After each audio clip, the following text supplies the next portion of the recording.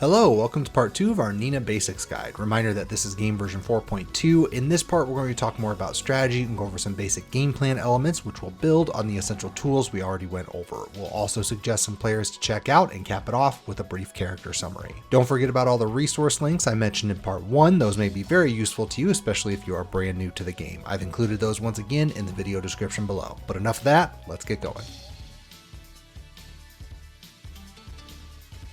We're going to talk about full crouch and while standing first because those options play an important role for both Nina's sway and crouch dash. This bit is thankfully fairly simple. You have your standard while standing 4, so a safe I11 mid check. Nina's does have a second hit, which combos if while standing 4 hits counter hit, it will knock down similar to back 3-4, and if it hits by itself, it's a counter hit launcher. It's a high, so it is risky if they read it, but it's a really good threat to steal more initiative on while standing 4. While standing 1 is a safe I13 mid poke with 2 enders, both of which are safe on block. While standing 1/1+2 is a natural combo but can be ducked. While standing 1/4 is a mid, although it never combos with while standing 1, counter hit or not, but it's a normal hit launcher and on block is only -3 and forces crouch, so it can be really good for pressure. While standing 3 is a knee you might remember from her jab strings, but -13 on block, so somewhat limited use outside of trying to get more damage by using it as a 13 frame Punisher and hoping the full chain connects. While standing back 1 is a safe I14 mid counter hit launcher. While standing 2 is your standard I15 mid launcher, -13 on block. You can also do her power crush from while standing as while standing 1+2, and then you have her special crouch jab strings. Now sway, which is quarter circle back, is also relatively simple since she only has 2 built-in options. Sway 4 is a mid launcher, -15 on block, but since she's crouching throughout the stance, it's a solid launch option if you catch a whiff. Then you have the unbreakable grab, which note does have range issues in the open but can also be good for a whiff punish. The complexity of the stance is that you can do all kinds of other stuff out of it. For example, to do the 2 built-in options, you have to hold the back input in the quarter circle back, otherwise doing quarter circle back neutral simply puts her back in standing, so you can do a lot of her neutral moves from there. Anything you can't do that way, just cancel with quarter circle back up back. You can also cancel into a sidestep with quarter circle back up. This is actually really important for certain situations, like if you wanted to use sway as wall oki, which is really common. For example, if you end your wall combo with down forward 1, the sway grab will catch tech rolls and some get up options, or you can do quarter circle back into forward 1+2 hold, which is a ground hitting,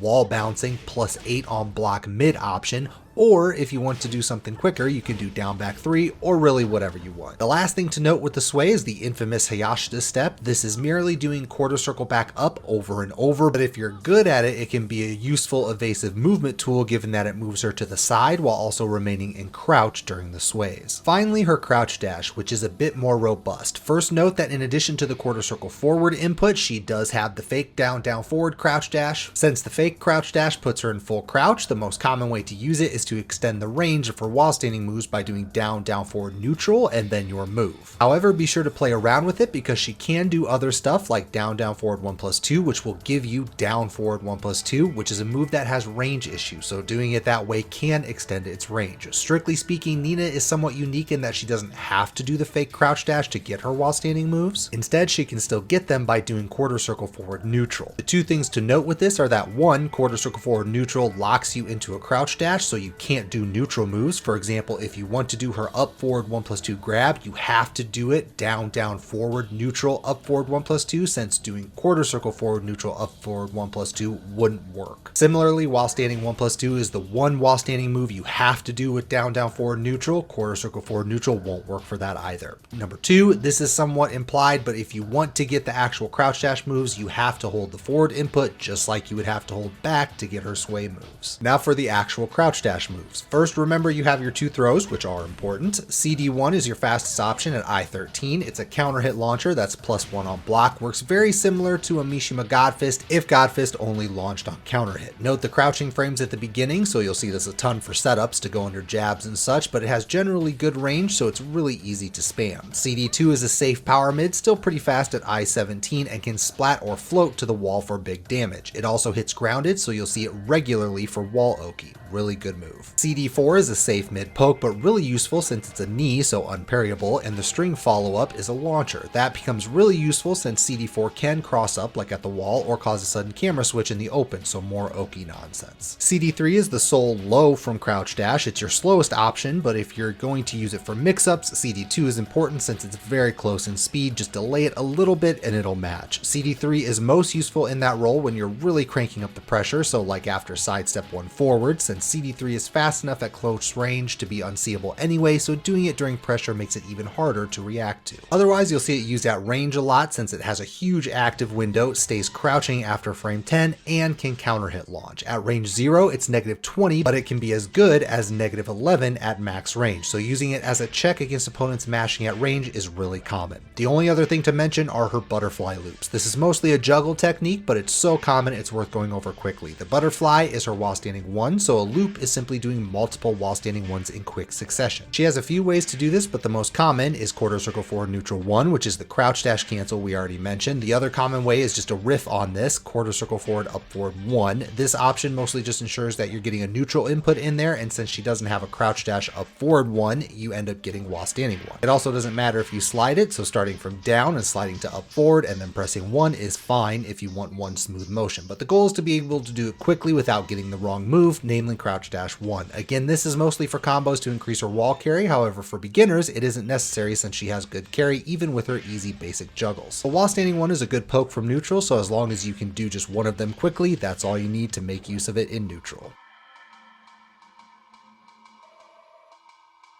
So Nina is a jack of all trades, but what sets her apart is the usability of her move list. That is to say, she has her essential moves of course, but you can and will want to throw the entire moveset at your opponent. The haters would probably describe this as spammy, and to be fair, they'd be right. That's what makes her dangerous since she has a lot of setup tools and her turn never needs to end. So let's start with the pokes. She has strong single hit pokes like down back 3 or down forward 4, but her strength lies in the fact that many of her other pokes have string cover. In particular, her generic tools like jabs, down forward 1, and down 4 all have additional hits and or cancels, a rare feature amongst the cast. Non-generic tools like down 2 operate the same way, which for a low like down 2 is really important since any extra initiative you can get makes it plus on hit in a practical sense and essentially safe on block. And what's more is that she can also cover a lot of her moves with her stance transition. Sidestep 1 is the most obvious since it's -10 on block and only +3 on hit by itself, but if you cancel to her crouch dash or sway, it becomes a big +10 G on block and a ridiculous +24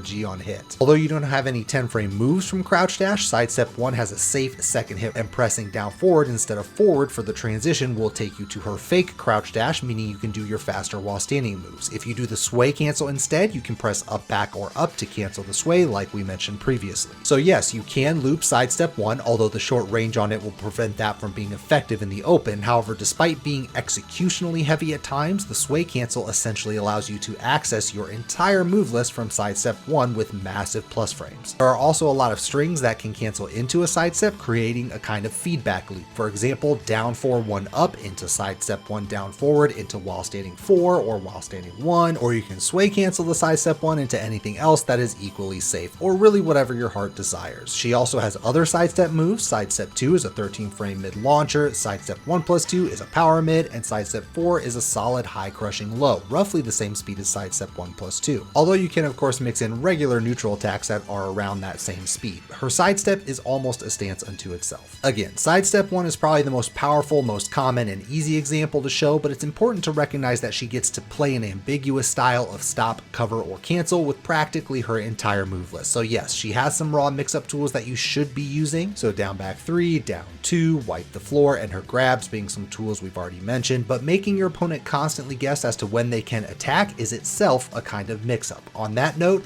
ducking Nina's strings is a common defensive tactic, especially on the second hit of strings. However, note that she has some strong strings with mid-second hits to punish that tactic. While standing 1-4, forward 2-1-4, and up forward 2-1 are all launchers, back 1-4 and 2-1+2 are beefy power mids, the former being a counter hit launcher as well, and 2-3 leads to a chain throw. Even her double hitting moves that are single inputs like forward 3 work this same way. These can be risky, so if that's not your style, just stick to to your string cancels. It's also worth mentioning that you don't have to be this aggressive if you don't want to, since her keep out is pretty good. She has her magic 4 of course, but she has a ton of scary crushes, as well as some evasive moves and even a reversal which goes to a chain throw. That's on top of normal strong neutral tools that serve multiple purposes like back 4 or down forward 2, down forward 2 being one of those tools that is good in pretty much every situation. Plus, because she has some good approach tools, she can turn that strategy on a dime and be back swinging with little warning. And if you have a really good read on your opponent, back 1+4 and up forward 2-1 are amazing with punishers. Lastly, we'll mention her Oki. We can't go over every situation here, but a couple of common examples to think about since her Oki is very scary. First, note her slams and spikes, up forward 1 being a prominent slam from which your opponent can't quick backstand or tech roll. Up forward 4 and CD2 are both powerful mids that hit grounded, the former being a counter hit launcher and potentially plus frames on block, the latter being a nasty splatter. Those are just general tools, but make note of her traps too. We went over one simple example earlier with her sway. Down 2 is another simple option that she has a ton of knockdown situations where your opponent will not have the time to crush or parry it if you dash in and immediately do it. Since it hits grounded, their only option is to block. And remember that it's only -12, so most characters will not punish you very hard for that. Once they start blocking low, mix it up with a mid of your choice. Wipe the Floor is really good at catching opponents tech rolling to your left. For tech rollers to the right, CD4-2 can cause a camera switch, which we mentioned, or even a legitimate cross up, which tends to happen at the wall. This will give you a launch in their back. But again, these are just common examples. You will want to experiment as much as you can yourself and find what you like, which is honestly a theme of Nina's overall playstyle since she has so many tools to work with and can be played in a variety of ways. But as counterintuitive as it might sound, your spam needs to be calculated and you need to avoid developing patterns. This is true for all characters, but given how badly Nina can be punished if a string is ducked at the right time, for instance, you really have to mix your tools well.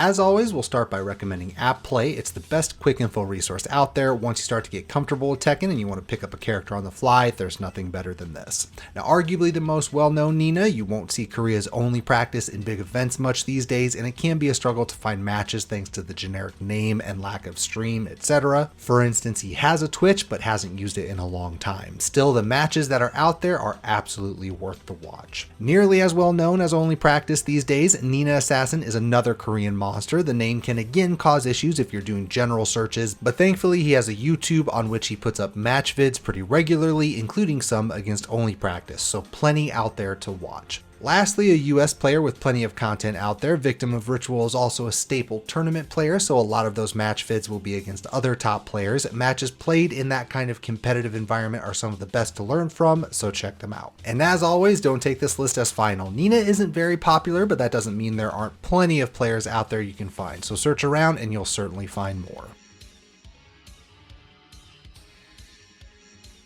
This brings us to the end of our guide. Again, Nina has a lot of tools in the toolbox, so you shouldn't struggle to find something to fit every situation. She's also a generally fast character with a lot of counter hit tools, which makes her particularly scary. The flip side of that coin is that her move list can be daunting, and due to some executional items, it can take some time to really become comfortable playing her and unlocking her potential. She's also been known to struggle against good backdashes. Still, if you like being able to express yourself through creative play, you'll find Nina to be quite fun. So keep at it, and I wish you the best of luck in your training. And with that, thanks for checking out this video. Don't forget to like, subscribe, and turn on notifications here on YouTube so that you get alerted when a new video drops. Twitch and Twitter links are also down below. Lastly, huge thank you to our patrons. The more support we have, the more resources we can devote to channel content. So again, I can't thank everyone enough for considering supporting the Patreon. Stay safe, everyone, and we'll catch you next time.